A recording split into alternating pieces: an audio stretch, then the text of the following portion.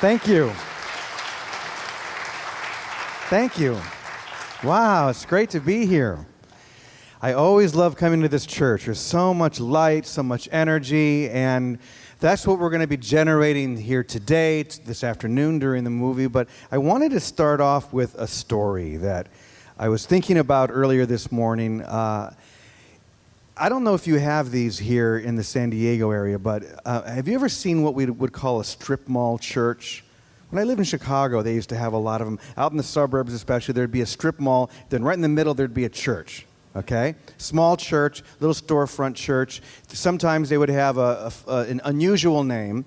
Well, this is a story that I remember about a strip mall church called God Almighty Tabernacle. Okay? So on a particular Saturday afternoon at God Almighty Tabernacle, the minister is there and he's getting ready for the next day where they'll be having the service, and he's preparing everything. And finally, before he's going to go home, he decides to call up his wife to let her know that he's on his way. So he dials the number, and the phone rings, and she doesn't answer.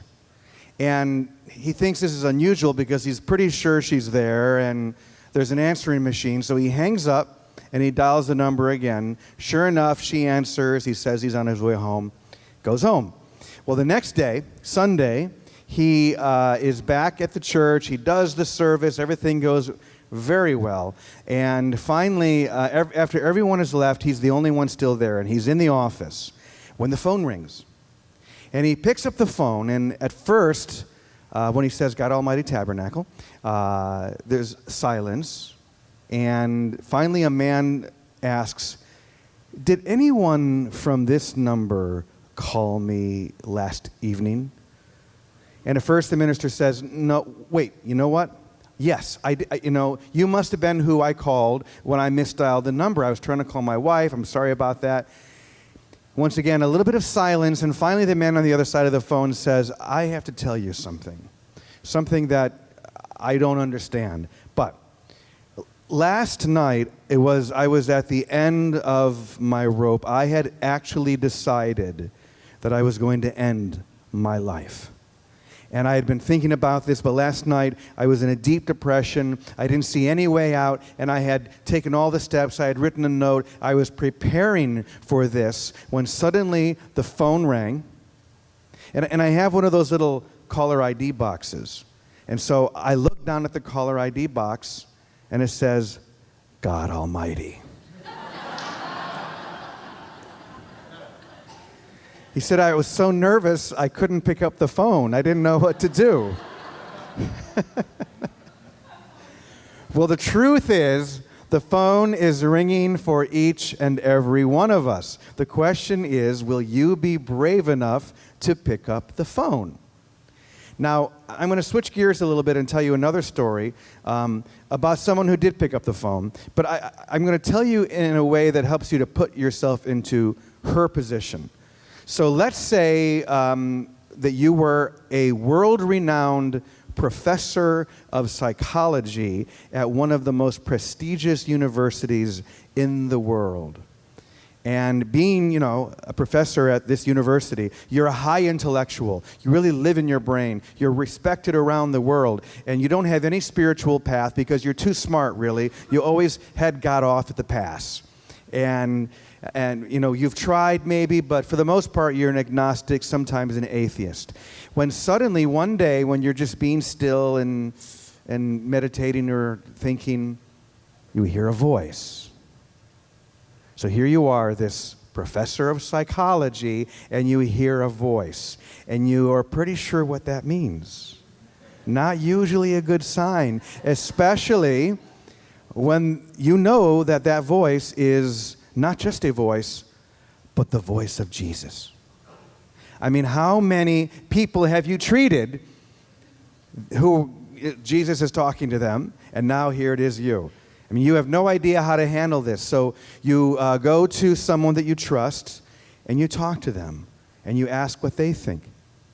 Well, those of you who have any exposure to A Course in Miracles know that I'm talking about Helen Schucman. Dr. Helen Schucman, who was a professor of clinical psychology at Columbia University in New York, high intellectual, when this is indeed what happened to her. She was being very still one day when she heard a voice that said, "This is a course in miracles. Please take notes." Well, what do? She decided, before she would, really certify herself as off the rocker, she went to her boss, who she trusted, Bill Thedford, and she told him what had happened and asked what he thought she should do, and he said something she didn't expect. She said, "Well, why don't you write down what the voice says and let's see. Let's see what he says. If it's crazy, then we'll deal with that later. But maybe just for one day, write down what this voice says, and let's check it out." Now, once again, remember, this is a woman who doesn't believe in God. This is a woman who has no spiritual background. She was raised Jewish, and now here she thinks Jesus is talking to her. So that first day, she sits down, she listens to what the voice says, and she writes it down. And one of the biggest things, the most important thing that she writes down that day are these words. It said, "This course can therefore be summed up very simply in this way. Nothing real can be threatened. Nothing unreal exists. Herein lies the peace of God." I can see some of you mouthing the words because you know those words. And when Helen heard them and when Bill heard what she had written, they didn't know what it meant, but they knew that it was something important. So Helen, this woman who was an agnostic, bordering on atheist, professor of psychology, she decided that she would follow through. And for the next 7 years, she wrote down everything that this voice said. And that is how A Course in Miracles came into being. Isn't that an amazing story when you think about it? I mean, I love the story because Helen, she not only had nothing to gain from this, she had everything to lose. I mean, her credentials, her respect as a professor of psychology, no one could know that she had done this. No one really knew in public until after her death in 1981. I sometimes, when I think of this story, I think about someone who's a very dear friend of mine who had a very different experience. He also had a conversation with God. And that's Neil Donald Walsh. I'm sure Neil's been here before. You probably all know his books. And, Neil, he was someone, it was a very different situation. He was at the bottom of his life when suddenly he heard the voice of God begin to speak. And he wrote it down. And when it was finished, he sent the book into a publisher. It was picked up. It had his name on it. He began selling millions of copies of the book, traveling around the world, sharing his message. And that is great. He should have done that. But when I think about Helen and the situation that she was in, it was so different. It was so very different because, once again, she didn't want anybody to know. She knew that something had happened. In fact, one of my favorite quotes from Helen Schucman is when people would say, "Well, why don't you study this? You spent 7 years writing this down. Why don't you do it?" And she said, "Because I don't believe it. But I know it's true." Isn't that great? Well, and I remember when I first found A Course in Miracles about 25 years ago, that story really impressed me. But what really impressed me all the more was when I began to read, and not only just to read, but to experience what was in this book. Because for me, that's what this is. I know people who have studied A Course in Miracles for 30, 40 years, and they're still reading it like it's a book. And one of the things that I love to say is that if you think this is a book, you're never going to get it. Because it may look like a book. It has words. But it's not a book at all. You know what it is? It's an alarm clock. It's a portal and it's an alarm clock. The question is, so tonight when you're going to go to sleep and you decide what time you're going to wake up in the morning, who is it that sets the alarm? Probably you, right? You set the alarm, you decide what time you're going to wake up, and then you lay down in your bed and you go into a whole other world, literally. And in that world, you you don't walk around the world thinking, I'm sleeping, I'm sleeping. You're walking around the world having interactions, meeting people, doing whatever it is you're doing until the time comes that you decided and the alarm clock goes off. Now, if you're like me, I like to sleep. You know, when the alarm clock goes off, what's the first thing I do? Hit that snooze button, right? 5 more minutes. That's my mantra in the morning. And I'll hit that snooze button a few times. But often what also happens is when the alarm clock goes off, I integrate the alarm into the dream. Do you know what I mean? So let's say I'm dreaming, I'm in my house, and I hear this sound, and I go and I look out my window, and there's a fire truck sitting outside my house with this siren just wailing, and I'm thinking, why won't this siren go off? Well, it's not a siren, it's an alarm clock. It's saying it's time to wake up. It's time to remember why you chose to be here in this world. Why are you sleeping through the most extraordinary time in human history? And that's what this is.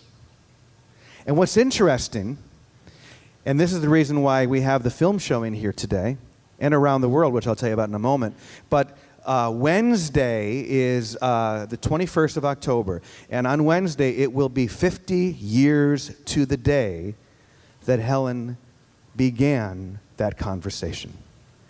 It'll be 50 years from the day that Helen heard that voice say, "This is a Course in Miracles, please take notes." And when I first heard that, I knew this is important. I mean, I knew for me, first of all, that I needed to revive my own commitment to the Course. Because in my mind, in my heart, without question, there is nothing that comes close to it. Not even close to the depth, to the transformative power. And I needed to revive that. And I knew that the best way for me to revive my own commitment would be to share it. So being a musician, what I decided to do was I was going to do something really extraordinary. In the course, if you don't know, that one of the parts is the workbook. So there's 365 lessons. I decided I was going to write and record a song for every single lesson this year. 365 songs. Right now I'm up to about 340, almost there. I'm almost a little sad that it's almost finished because I've been having so much fun every day in my studio recording and putting out albums. We send out the lessons every day to almost 20,000 people. Almost 20,000 people around the world who are singing the lessons, not just reading them. The thing about singing is that the music, it doesn't go into the brain like, you know, maybe my words are now. When I'm just speaking to you or you're listening to someone speak, the information goes in through the front door, and it has to go through these filters based upon your ideas of who you are, the past, what has happened to you, all these ideas. And maybe some of it gets all the way in. The thing about music is it has a way of going around through the back door, and it enters complete. And so when I began sending out the music, people were having profound experiences with it. And that's when the idea came, well, let's make a movie. Let's really celebrate the 50th anniversary of A Course in Miracles and make a movie that is filled with music and filled with musicians. There are people like, some of you may know a musician named Victor Wooten. Victor Wooten, in case you don't know, is considered to be the greatest bass player in the whole world. And he has been a Course in Miracles student since he was 15. And all of his brothers, the Wooten brothers, who are extraordinary, cool people like that. Well, one of the things I didn't want this to be was just another talking head movie. People telling me what their ideas are, what they think. You know, one of the things that I love to say is that I don't care what you think, because I don't care what I think. This is not about thinking anymore. We have to stop thinking that we can think our way through this, that we can get this and let it get us. Stop thinking that we can figure this out and let it figure us out. And that's the experience. And nothing gets us there more, in my opinion, than music. So we filled the movie with music, with many of the songs that we've been doing for this year of revival. And this week, the anniversary week, the movie is going to be showing in almost 300 churches around the world. But guess where I'm going to be? Right here. I knew I wanted to be here the week before it opened because I just love the energy of this church and everything that you and Wendy have created. And when I was invited to come here and be part of this Sunday, I said, yes, of course, I want to be here. And so I'm so excited to be able to share this movie this weekend. And many of you are longtime Course in Miracles students. You're going to get so much out of this. You're probably going to feel that revival yourself. But even if you've heard of it but have never read any of it yourself and don't even know anything about it, you're still going to love this movie because it's really about the experience more than anything. I wanted to make a movie that would pull people into the experience of the energy, not the thoughts. So I'm going to be traveling around the country for the rest of the week, but I'm starting here because I wanted to share this with you. So I really hope that you're going to feel the fire. That's the first thing, because it really is about igniting the fire. This is not a time for us to be going lukewarm through our hearts and our spiritual practices. This is a time to be lit on fire. Why else would we be here? The world needs you. And the only way that you are going to play the role that you were given to play is if you ignite that fire. Because people aren't attracted to lukewarm expressions. They want the fire, they need the fire, and they can get that through you if you live this in whatever way you are called to live it. Ultimately, you have your own unique expression, your own unique calling, but it's answering that in a fiery way, and that's what I'm excited about with this movie. So I hope that you can come this afternoon at 1:30. I'll be here. I'll do a little introduction. We'll do a Q&A afterwards. Spread the word. This is an exciting time. I'm sure you feel that. Something is happening. I don't know what it is, and I don't need to, but I know it is happening. And I know that it's happening through each and every single one of us, which to me is pretty darn exciting. So I hope to see you this afternoon. Bless you. Thank you. And we'll see you again. Thank you.